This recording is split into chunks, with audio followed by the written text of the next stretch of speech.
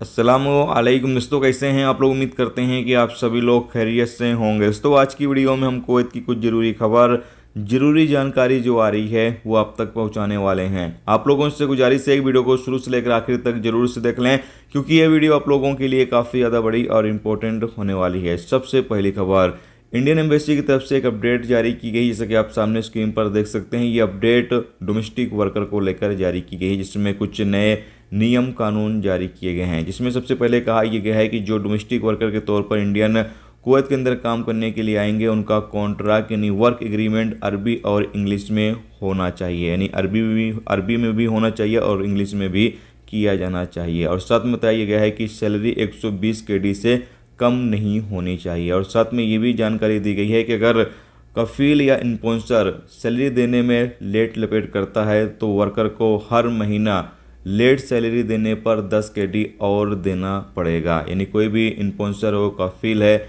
अगर वो सैलरी देने में लेट करता है तो 10 केडी आपको एक्स्ट्रा और देना पड़ेगा।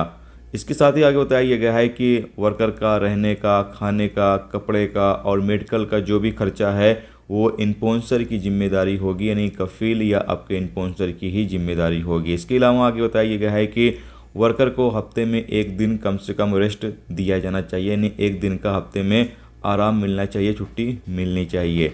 इसके साथ ही आगे बताया गया है कि वर्कर से कोई ऐसा काम नहीं लिया जा सकता है जो ख़तरनाक काम हो और वर्कर वो करने के काबिल नहीं है, यानी वो करने से मना कर रहा है कि वो मैं नहीं काम कर सकता हूँ, कोई ख़तरनाक काम है, तो ऐसा काम वर्कर से नहीं लिया जा सकता है। और साथ में ये भी कहा गया है कि वर्कर को हर साल बोनस के तौर पर एक एक्स्ट्रा सैलरी मिलनी चाहिए, यानी कि आपको 1 साल पूरे हो जाते हैं तो आप एक सैलरी एक्स्ट्रा ले सकते हैं बोनस के तौर पर।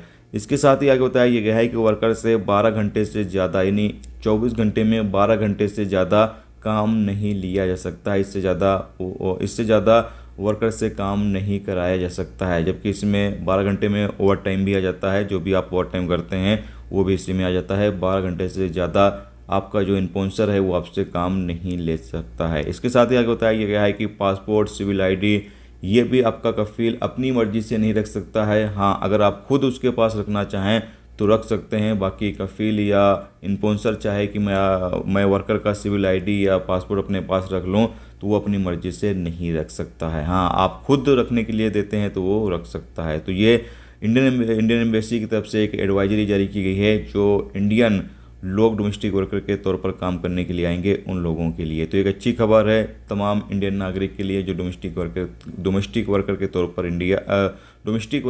पर कुवैत काम करने के लिए आएंगे।